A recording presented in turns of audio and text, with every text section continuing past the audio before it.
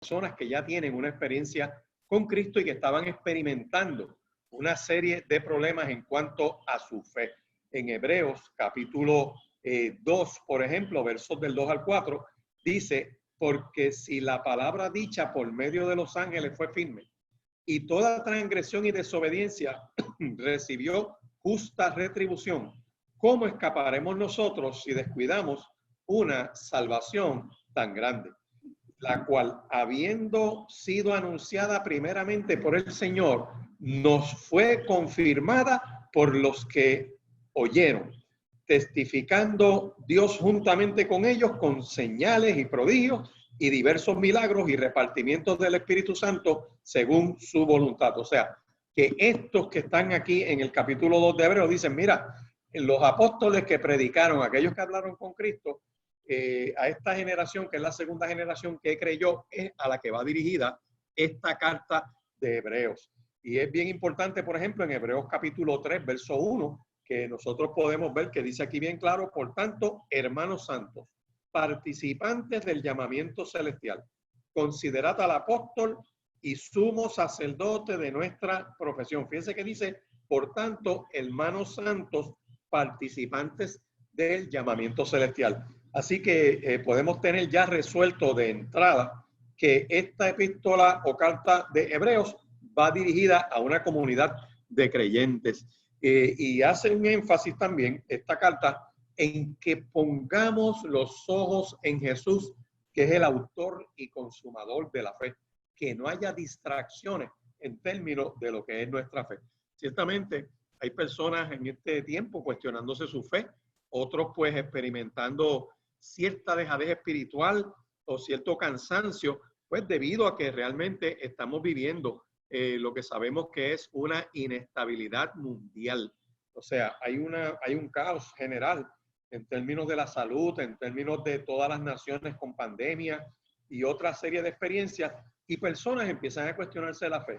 Gente empieza a escribir en las redes dudas sobre lo que es su fe, haciéndole caso a falsos profetas, haciéndole caso a literatura que ni siquiera es bíblica, y tú te pones a pensar y tú dices: mira, hay que traer una palabra que hable de la supremacía de nuestro Señor y Salvador Jesucristo, para que la gente sepa en quién ha creído.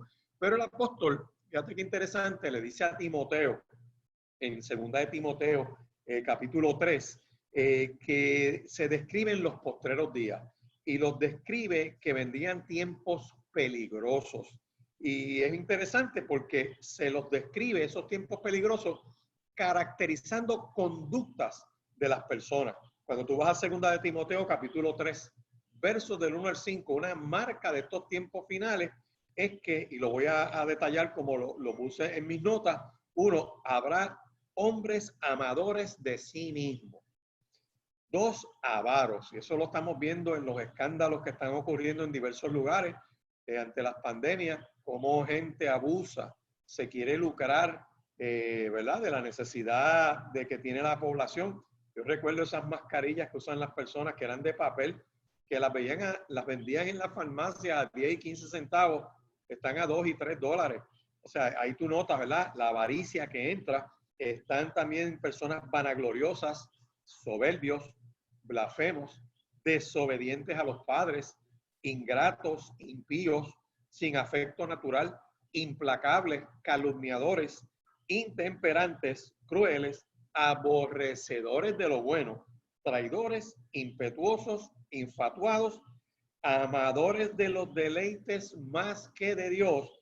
Y el otro que describe ese grupo en el verso 5 de segunda de Timoteo capítulo 3, que él dice que tendrán apariencia de piedad, o sea, por fuera se ven como que son gente piadosa, pero con su conducta negarán la eficacia de eso. Ahí el apóstol Pablo le dice a Timoteo: mira, los tiempos postreros se van a caracterizar con ese tipo de personas. Pero los discípulos tuvieron la misma inquietud en cuanto al tiempo final. Y es interesante porque, perdón, en los capítulos 24 y 25 de Mateo se acercan al Monte de los Olivos en una segunda experiencia. Y es interesante porque los discípulos se acercan a Jesús en el Monte de los Olivos y le preguntan la siguiente pregunta: ¿qué señales habrá de tu venida y del fin del siglo? Fíjate que hay dos preguntas importantes. O sea, ¿qué señales va a haber de cuando tú regreses y del fin del siglo? Y el Señor les contestó lo siguiente. Mira la caracterización entonces que hace el Señor. Les dice que vendrían muchos en su nombre diciendo, yo soy el Cristo. Gente que se hace llamar Cristo. Yo recuerdo un caso célebre que hubo en el mundo hispano, particularmente en Puerto Rico, un hombre que se llamaba José Luis de Jesús Miranda, que él decía que él era el Cristo y engañó a mucha gente. Y yo recuerdo que gente, hasta profesionales, lo siguieron y eso fue un desastre. Y cuando tú miras su trayectoria, imagínate, nació en la isla de Puerto Rico, nació en Ponce, Puerto Rico, y tú te pones a buscar todas estas señales a ver qué es lo que está pasando y te das cuenta que como él, otros más que se hacen llamar Mesías, se hacen llamar el Cristo, ese murió. Hace años que murió, nadie sabe de él, el movimiento se desbandó. ¿Por qué? Porque esta señal se cumple. Dice, y vendrían muchos en su nombre diciendo, yo soy el Cristo. Dijo el Señor también, oiréis de guerras y rumores de guerra. Eso no hay que abundar mucho porque sabemos que eso está ocurriendo. Dice, se levantará nación contra nación, reino contra reino. Habrá pestes y hambres y terremotos en diferentes lugares. ¿Ves? El Señor hablando de señales del fin de los tiempos. Dice, os entregarán a la tribulación y os matarán. Hay persecución contra cristianos. Todas esas comunidades islamistas que están secuestrando ministros, pastores, creyentes, le pegan fuego a las iglesias. En China pasa lo mismo. Aprovecharon parte de esta pandemia para pegarle fuego a algunos templos cristianos. O sea que tú notas que hay cierta persecución. Aquí lo dice. Seréis ambos, de todas gentes, seréis perseguidos por causa de mi nombre. Y esta persecución se da de diversas maneras, por causa de aquellos que sirven al Señor y Salvador Jesucristo. Pero no solamente eso. El Señor dijo más, dijo, muchos tropezarán entonces y se entregarán unos a otros y se aborrecerán. Muchos falsos profetas se levantarán y engañarán a muchos. Y es triste verlo. Como tú ves que se levantan por las redes y se llaman profetas y siempre tienen una palabra profética y tienen una declaración en la boca, pero cuando tú lo pasas por el sedazo de la palabra, no pasa por el sedazo de la escritura. O sea, no cumple con el requisito bíblico. Toda profecía tiene que ir dirigida a tres cosas. Va a exhortar, va a edificar o va a fortalecer. Ninguna profecía deja a la gente en crisis, ninguna profecía deja a la gente con miedo o ansiedad. Primera de Corintios, capítulo 14 y verso 3, lo dice de una manera bien clara y lo voy a leer para beneficio de aquellos que nos han sintonizado un poquito tarde. Dice, pero el que profetiza habla a los hombres para edificar, exhortar y consolar. Si la profecía no lleva este propósito, no es una profecía del Señor. Dice algo más, dice que el amor de muchos se enfriará. Él será predicado el evangelio del reino en todo el mundo. Y ahora mismo hay un impulso grandísimo por las redes y físicamente también que se ha hecho a través de los años. Después de la tribulación de aquellos días, dice, el sol se oscurecerá y la luna no dará su resplandor. Las estrellas del cielo caerán y las potencias de los cielos serán conmovidas. Aparecerá la señal del Hijo del Hombre en el cielo. Habrá lamento en todas las tribus de la tierra. Verán al Hijo del Hombre viniendo en las nubes del cielo con gran poder y gloria. Los ángeles con gran voz de trompeta juzgarán a sus escogidos, juntarán, a sus escogidos de los cuatro vientos de la tierra, del extremo del cielo al otro. Sin lugar a duda, esa narrativa que te he resumido de Mateo 24 y Mateo 25, como nuestro Señor le dice a los discípulos, observen estas marcas, observen estas señales de tiempos finales. Pablo le llama tiempos peligrosos y postreros con la caracterización de las conductas de la gente. Pero mira qué cosa interesante. No hay duda de que muchas de estas señales están ocurriendo. y que los creyentes en Cristo están siendo presionados a abandonar su fe. O como en el caso de esta epístola, ellos consideraban regresar a sus antiguas creencias de practicar la ley bajo el judaísmo. Eso no es nuevo. Eso ha venido ocurriendo cíclicamente a través del tiempo y se manifiesta de diferentes maneras.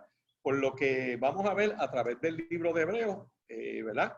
Que estamos viviendo pues en tiempos postreros, donde muchas de estas señales ya están ocurriendo y que no hay duda que los creyentes sienten presión para abandonar el evangelio y entrar en corrientes de pensamiento que no tienen ningún fundamento ni tienen esperanza. Y como en el caso de esta epístola, querían regresar al judaísmo. Ese era un grave problema que está ocurriendo hoy en día, siglo XXI, momento en que estamos compartiendo esta palabra del año 2020. Todavía hay personas que, siendo creyentes en Cristo, coquetean con la idea de volver a judaizar. Por lo que entonces vemos que a través de los capítulos de este libro, los creyentes estaban enfrentando las siguientes situaciones. Y toma la nota de esto que quiero compartir contigo.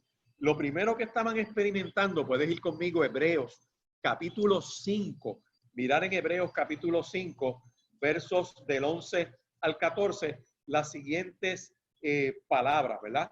Dice, acerca de esto, tenemos mucho que decir y difícil de explicar, por cuanto os habéis hecho tardos para oír, porque debiendo ser ya maestros, después de tanto tiempo, tenéis necesidad de que os vuelva a enseñar cuáles son los primeros rudimentos de la palabra de Dios, y habéis llegado a ser tales que tenéis necesidad de leche y no de alimento sólido. Y todo aquel que participa de la leche es inexperto en la palabra de justicia, porque es niño.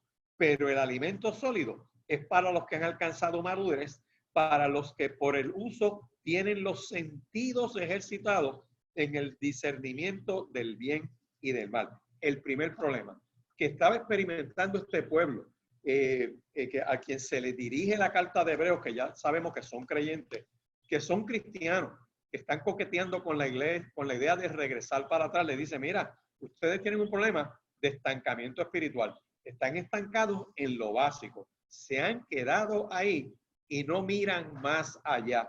No se abren a que el Espíritu de Dios los ayude a madurar, a crecer, a echar raíces en la fe, a ser sobreedificados sobre el fundamento de Cristo y de los apóstoles. Y por lo tanto, su primer problema es ese. Tienen un estancamiento espiritual y el apóstol aquí, no el apóstol, el autor de la carta, que debí decirlo al principio, no se sabe quién es. Hay como 10 teorías distintas de 10 posibilidades de personas que pudieran escribir la carta y no hay un consenso. De hecho, la carta no da un rastro de quién es el autor. Sabemos quién es el editor. El editor es Dios, pero el autor, quien la puso en blanco y negro, pues tenía que ser una persona con un conocimiento profundo del judaísmo y de la obra de Cristo, porque hace un análisis excelente, extraordinario de la obra y persona de nuestro Salvador Jesucristo. Así que él está atacando. El primer problema es, mira, tienen un serio problema de que un problema de estancamiento espiritual, y así hay movimientos, así hay denominaciones, así hay concilios que tienen un estancamiento serio porque no han madurado en su fe. Segundo problema que tenían estas personas, vaya conmigo, Hebreos, capítulo 10. Mira qué interesante está esto, Hebreos capítulo 10 y verso 25, que dice que no dejando de congregarnos, como algunos tienen por costumbre, sino exhortándonos, y tanto más cuando veis que aquel día se acerca. En otras palabras, había un problema con esta iglesia, con este pueblo, y era que habían perdido el anhelo de reunirse, de congregarse. La palabra es rica en expresiones de cuando el pueblo se une. Dice, donde hay dos o más reunidos en su nombre, ahí está él. En el Salmo 133 dice, mirad cuán bueno y cuán delicioso es habitar los hermanos juntos en armonía. porque es como el buen óleo que desciende sobre la cabeza, baja sobre las barbas de Aarón, y baja hasta el borde de sus vestiduras sacerdotales. Dice, eso es como el rocío del monte que se extiende sobre los montes de Dios, pues allí envía Jehová bendición y vida eterna. O sea, que cuando el pueblo se une, está junto y en armonía, allí envía Jehová bendición y vida eterna. Y en hebreo le están diciendo a este pueblo, mira, no dejen de congregarse, congréguense. Congregarse trae bendición. Congregarse genera una bendición de esa presencia de Dios en aquellos que están allí. Así que tenían ese segundo problema, pero tenían un tercer problema adicional. Y vaya conmigo al capítulo 13, oiga, y qué interesante porque son cosas que siguen ocurriendo en este tiempo. Sabemos que en el caso de estos tiempos difíciles, cuando se desata una epidemia o una pandemia que agarra a varias naciones y hay unas situaciones de salud que impiden que la gente se congregue por algún tiempo en lo que pasa toda esa crisis, pues eso es algo súper extraordinario. Pero la iglesia, cuando tiene la oportunidad, debe congregarse, porque es parte de lo que el Señor tiene marcado para que el pueblo esté junto en armonía y lo adore. Pero tenemos algo adicional en esta palabra poderosa del Señor. Y yo quisiera que fueras conmigo al capítulo 13, verso 9, porque ellos tenían este otro problema. Le dice, no os dejéis llevar de doctrinas diversas y extrañas, porque buena cosa es afirmar el corazón con la gracia, no con viandas que nunca aprovecharon a los que se han ocupado de ella. Le está diciendo, oye, no se dejen llevar por doctrinas diversas y extrañas. La Biblia dice, y lo puedes buscar en alguna concordancia, que hay diversas doctrinas de hombres. Son tradiciones, manías, son interpretaciones de seres humanos, que alguien lo dijo, otro lo repitió, nadie lo escudriñó, y se tornan en tradiciones y de hombres y manías de hombres. Por ejemplo, que tú lo ves por ahí, el legalismo ha dañado y ha causado, pero errores terribles. Doctrina de hombre. Un ejemplo de doctrina de hombre es cuando te dicen, no, esos son fríos. No, estos acá son calientes. Como que el ser frío en el espíritu es algo malo y el ser caliente en el espíritu es lo perfecto. Y cuando yo voy a la palabra del Señor, por ejemplo, puedo buscar Apocalipsis, que Apocalipsis dice, ojalá fueses frío o caliente, pero los tibios los vomitaré de mi boca. Yo me quedo mirando esto y yo digo, bueno, para que te vomiten tienes que estar adentro. Así que o eres frío o eres caliente. El que tiene problema es el tibio. Así que doctrina de hombre, alguien lo dijo, otro lo repitió. Otro ejemplo, que es otro disparate, que solo cantan en algunos cánticos por ahí, cantan el rubio de Galilea está pasando por aquí, como si Cristo fuera rubio. Y cuando tú vas a la Escritura, una de las particularidades que Dios quiso fue ocultar, no revelar, no mostrar lo que era el físico de nuestro Señor y Salvador Jesucristo. Y allá agarran un pasaje de Cantares y agarran otro pasaje de los profetas y tratan de elaborarlo para tratar de justificar que Cristo era rubio. Eso es un disparate. Para que usted lo tenga más claro, el texto perfecto para poder decir cómo era nuestro Señor y Salvador Jesucristo, usted lo puede encontrar en los evangelios cuando escribas y fariseos, Caifás y su pandilla le dicen a Judas cómo es él. Y Judas le dice, al que yo besare, ese es él. ¿Por qué le tiene que decir Judas al que yo besare? Porque todos ellos se parecían. Los judíos tenían bastante parecidos entre sí, quizás en la estatura varían, o en lo gordo, o en lo flaco, pero la Biblia ocultó ese físico de Cristo de una descripción que alguien lo pudiera señalar, por ejemplo, como Saúl, que de hombros para arriba era más alto que los demás, como el mismo David que lo describe, que pudiera ser ese rubio que describe la Biblia, pero no nuestro Señor y Salvador Jesucristo. Doctrina de hombres. Con eso te resumo lo que es doctrina de hombres. Pero hay algo más interesante. Dice, hay doctrinas de demonios también. Doctrinas de demonios que te llevan a lo demoníaco, a darle la gloria al diablo. Todo aquello que no le da gloria a Dios es práctica idolátrica. Todo lo que respira tiene que adorar a Dios. Toda su creación tiene que adorar a Dios. Los cielos cuentan la gloria de Dios.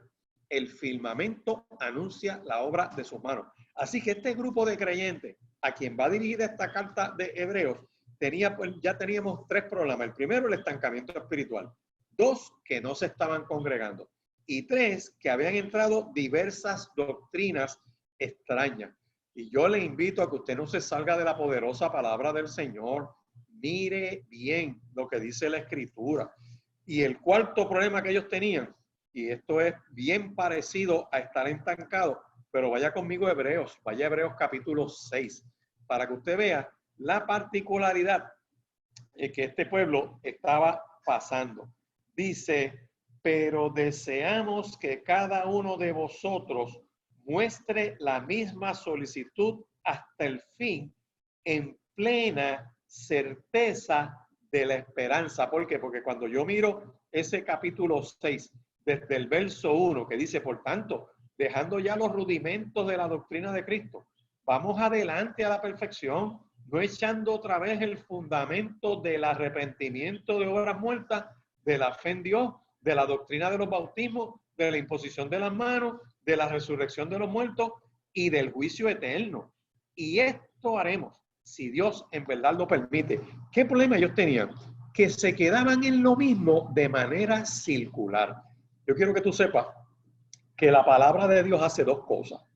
Uno, confronta al que no cree con tomar la decisión de tener que creer.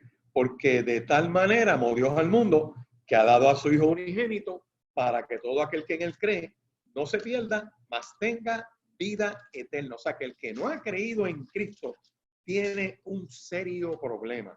Necesita tomar la decisión de aceptarlo para tener salvación y vida eterna. En el mismo lenguaje de nuestro Señor y Salvador Jesucristo.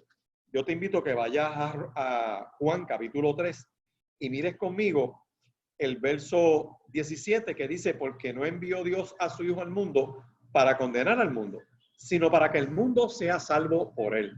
Fíjate la progresión. En el verso 16 te dice que Dios ama al mundo de tal manera que envió a Cristo, para que todo aquel que en él cree, todo aquel que en él cree, no se pierda, mas tenga vida eterna.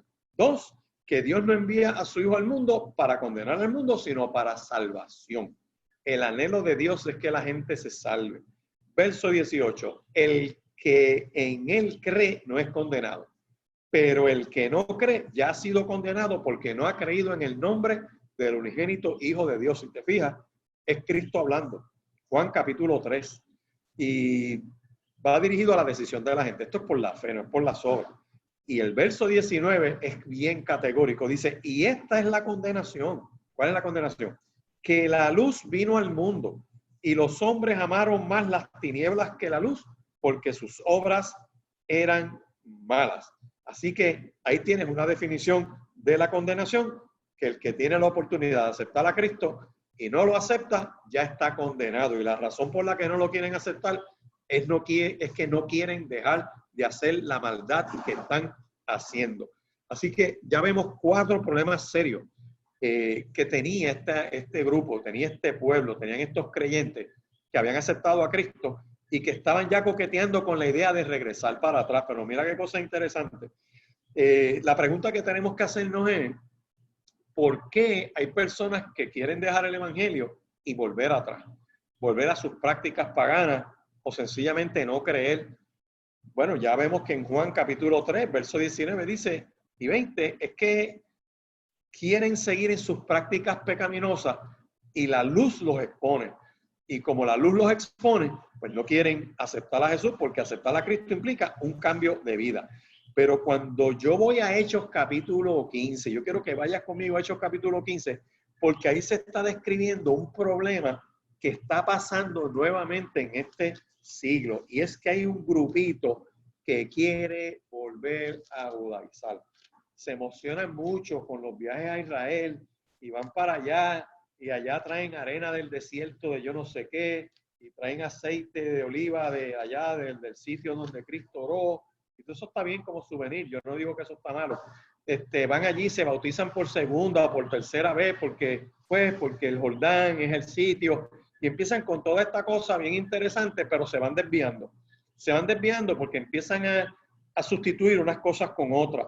Y no vayas a malentender lo que te estoy diciendo, pero empieza una progresión peligrosa porque le ponen énfasis a unos detalles que a la realidad que es haber aceptado a nuestro Señor y Salvador Jesucristo. Para ponerlo más claro, el ladrón que muere en la cruz, que confiesa la inocencia de Cristo y le dice, acuérdate de mí, cuando vengas en tu reino, no lo bautizaron en el Jordán, no le dieron un estudio bíblico, no pudo tener nada de eso, pero tenía salvación. Cristo le dijo, de cierto te digo que hoy estarás conmigo en el paraíso.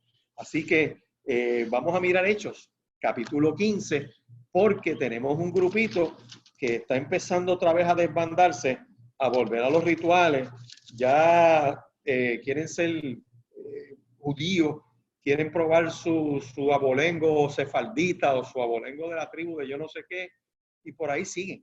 Y entonces empiezan a copiar rituales, entonces empiezan a quitar la mirada de Cristo y a ponerla en la ley, y a tratar de guardar el sábado, y a tratar de llevar una dieta, y a tratar de repetir unos rituales, y terminan volviendo al ayo, a tratar de cumplir por obras su propia salvación. Y terminan donde va a terminar todo aquel que no cree en Cristo y que cree que se puede salvar a sí mismo, fuera del reino de los cielos. Pero mira lo que pasó en Hechos capítulo 15. Los primeros versos dice, entonces algunos que venían de Judea enseñaban a los hermanos, mira lo que enseñaban, si no se circuncidan conforme al rito de Moisés, no pueden ser salvos. Vamos a detenerlo ahí. Le están diciendo a un creyente en Cristo, que ya tiene a Jesucristo en su corazón, que ya es salvo. Mira, creer en Cristo no es suficiente porque te tienes que circuncidar. Creer en Cristo no es suficiente porque tienes que guardar el sábado. Creer en Cristo no es suficiente porque tienes que seguir este ritual. Eso es tener por inmunda la sangre del pacto. Por eso es que Hebreo le da duro, le da bien duro a todo este combo que quiere distraer a la gente y sacarla de la fe en Cristo. Y dice, como Pablo y Bernabé tuviesen una discusión y contienda no pequeña con ellos, se dispuso que subiesen Pablo y Bernabé a Jerusalén y algunos otros de ellos, ¿a dónde? A los apóstoles y a los ancianos para tratar esta cuestión. Eso es lo que se conoce como el primer concilio, el concilio de Jerusalén, donde ya tenemos la primera discrepancia en la iglesia, donde hay un grupo que quiere apartar a los hermanos y dijeron, espérate, vamos a llegar a Jerusalén, que es donde estaba la iglesia en el comienzo, que es donde ocurre Pentecostés, que es donde la iglesia que tienen apóstoles de verdad, apóstoles que caminaron con Cristo, que vieron la manifestación de poder, que podían aclarar cualquier doctrina y decir un momentito, yo estuve en esa reunión y Cristo dijo esto. Eran testigos presenciales y son los que dice aquí el capítulo 15 de Hechos, verso 3, ellos pues habiendo sido encaminados por la iglesia, pasaron por Fenicia y Samaria, contando la conversión de los gentiles y causaban gran gozo a todo el que le daban el testimonio. Llegan a Jerusalén. Fueron recibidos por la iglesia y los apóstoles y los ancianos y les refirieron todas las cosas que Dios había hecho con ellos. Pero algunos de la secta de los fariseos que habían creído, pero habían tenido un trasfondo de la secta de los fariseos y eso los tenía atados. Dice, se levantaron diciendo, es necesario circuncidarlo y mandarles que guarden la ley de Moisés. ¿Vas viendo el problema? Creyeron, pero todavía no se habían desintoxicado de tratar de ganarse la salvación por obra. Y se reunieron los apóstoles y los ancianos para conocer este asunto. Y escucha bien el verso 7. Y después de mucha discusión, Pedro se levantó y les dijo, varones hermanos, vosotros sabéis, como ya hace algún tiempo, que Dios escogió que los gentiles oyeran por mi boca la palabra del evangelio y creyesen. Y que Dios, que conoce los corazones, les dio testimonio dándoles el Espíritu Santo lo mismo que a nosotros. Y ninguna diferencia hizo entre nosotros y ellos, purificando por la fe sus corazones. Oye esto. Ahora pues, ¿por qué tentáis a Dios poniendo sobre la cerviz de los discípulos un yugo? Escucha bien, que ni nuestros padres ni nosotros hemos podido llevar. O sea, ninguno pudo cumplir la ley. toda esa trulla de hipócritas que están diciendo que ellos cumplen la ley, mienten de una manera falaz e increíble. Y dice aquí, antes creemos que por la gracia del Señor seremos salvos, de igual modo que ellos. Así que en este primer concilio dejaron meridianamente claro que no tienes que volver a las prácticas de la ley. Así que aquellos que niegan, y es bien interesante que la salvación en Cristo sea lo suficiente, tienen un serio problema. Por eso es que la carta de Hebreos, escúchame bien, Hebreos capítulo 1 y verso 1, y quiero que vayas conmigo ahí otra vez, porque es por donde empieza esto, luego de toda esta introducción que te he dado. Hebreos 1:1 dice, Dios, habiendo hablado muchas veces y de muchas maneras en otro tiempo a los padres por los profetas, en estos postreros días nos ha hablado por el Hijo, a quien constituyó heredero de todos y por quien asimismo hizo el universo. Me voy a detener ahí porque estamos viendo que aquí se nos está diciendo que la revelación completa del Antiguo Testamento va sobre la persona de Dios, o sea, Dios mostrando quién es Él, sus obras, y el plan eterno vino de diversas maneras. O sea, Dios fue hablando, es lo que muchos teólogos le llaman la revelación progresiva. A Abraham le dan una promesa, en Isaac vemos unas cosas, en Jacob vemos otras cosas, después vemos la situación con Moisés, vemos otras cosas, y vamos viendo un desdoblamiento a través de las épocas de cómo ese plan perfecto de esa profecía inicial de Dios, que en ti será, en tu simiente vencerá al maligno, desde Génesis 3:15, cómo esa profecía se fue empezando a cumplir y cómo la manifestación de Cristo sobre la faz de la tierra da cumplimiento a todas esas profecías del Antiguo Testamento. Lo voy a repetir de otra manera más sencilla. Todo ese plan de Dios revelándose, diciendo quién es Él, mostrando sus portentos, fue presentado a través de los profetas y fue por etapas, de forma parcial, aunque el mensaje venía de Dios. Eso está bien claro. Sin embargo, la revelación completa de los últimos días, Dios la habló por medio de Cristo encarnado. Por eso es que el libro de Mateo empieza con la genealogía de Cristo. En Mateo capítulo 1, verso 1 te dice, es descendiente de David y es descendiente de Abraham, para darte la promesa y darte el reino, como antepasados, como alumbrándote de esa función de Cristo como profeta, rey y sacerdote. Dios encarnado, esto es central a la experiencia del evangelio. Así que una de las primeras cosas que estamos viendo que nos dice Hebreos capítulo 1, déjame leerte los versos 3 y 4, porque dice, el cual, siendo el resplandor de su gloria y la imagen misma de su sustancia, y quien sustenta todas las cosas con la palabra de su poder, habiendo efectuado la purificación de nuestros pecados por medio de sí mismo, se sentó a la diestra de la majestad en las alturas, hecho tanto superior a los ángeles, cuanto heredó más excelente nombre que ellos. Este está diciendo que la palabra de Dios es Cristo mismo. Por eso es que Juan capítulo 1, verso 1 te dice, en el principio era el verbo, y el verbo era Dios, y el verbo era con Dios. Te está hablando de Cristo. En el principio era Cristo. Cristo estaba con Dios y Cristo es Dios.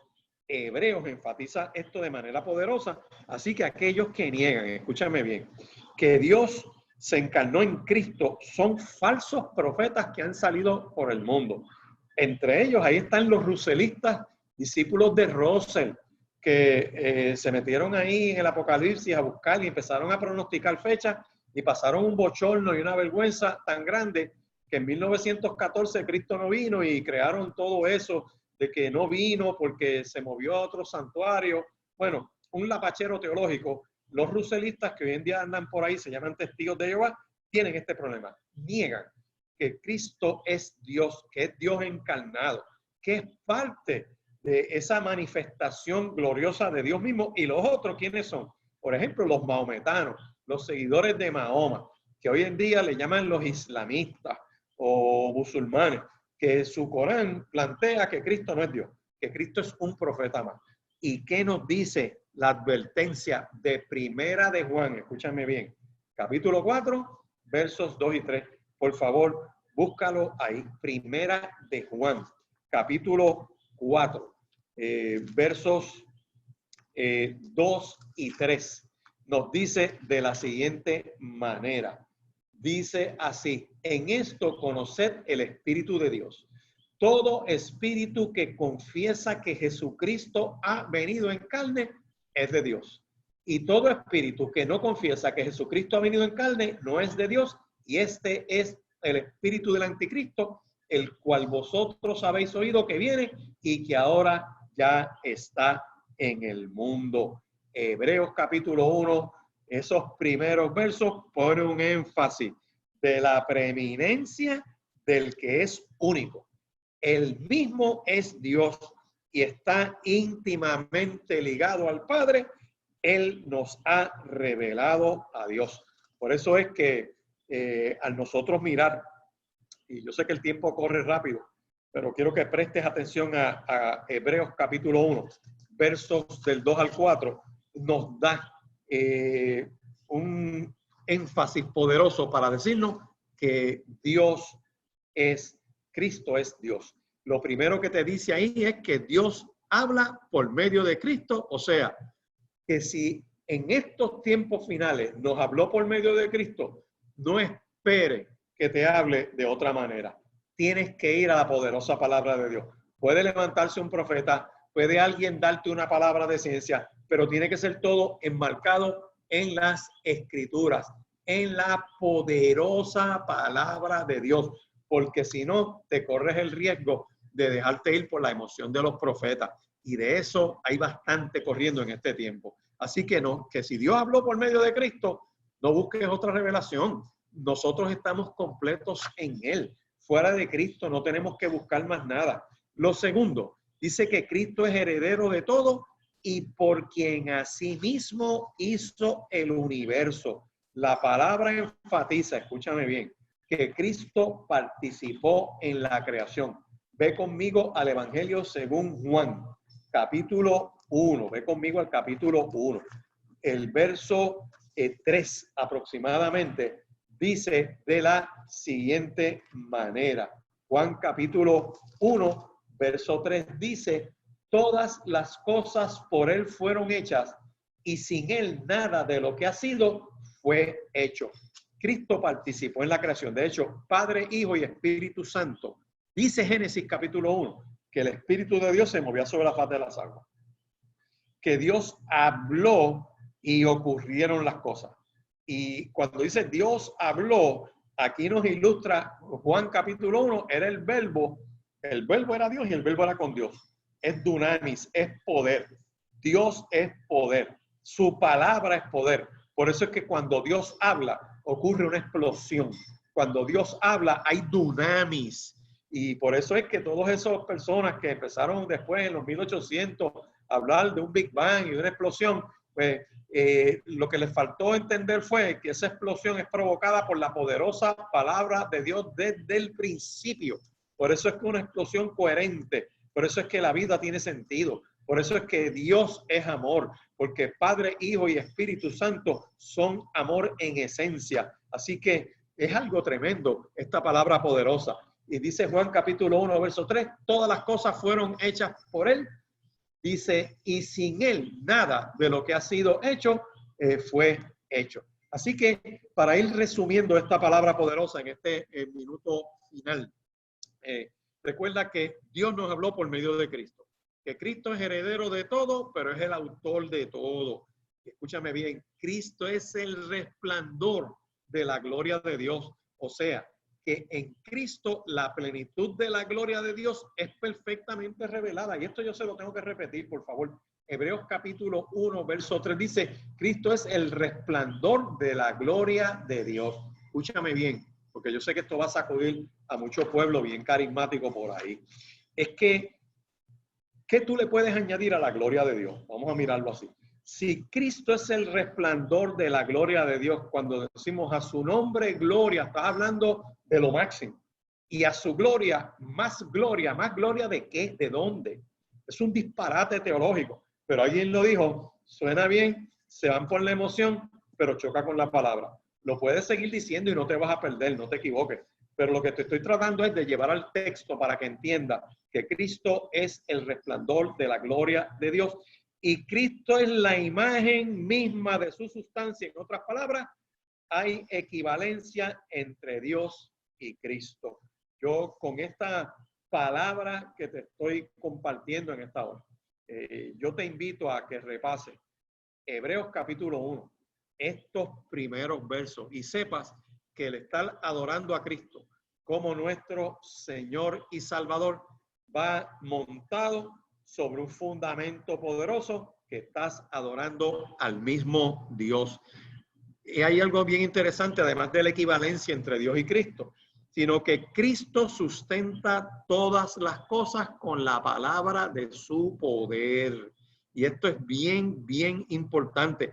Note aquí que el verbo que usa es presente, por lo que hablamos de la obra continua de nuestro Señor y Salvador Jesucristo, que seguiremos abundando, ¿verdad? En otros estudios que vamos a estar dando del libro de Hebreos, pero para todos los efectos, el autor aquí está enfatizando y nos recuerda que fue Cristo el que nos limpió de pecado, efectuó la purificación de nuestros pecados. Ningún ritual te limpia, ningún sistema de leyes te va a sacar del pecado. La obra de Cristo en la cruz del Calvario es la que nos dio vida eterna. Por eso es que Colosenses capítulo 1 y verso 17 dice que Cristo es antes de todas las cosas y todas las cosas en él subsisten. Eso Pablo se lo dice a la iglesia de Colosa. Y en Juan capítulo 1, versos del 1 al 5, te dice bien claro, en el principio era el verbo, y el verbo era Dios, y el verbo era con Dios.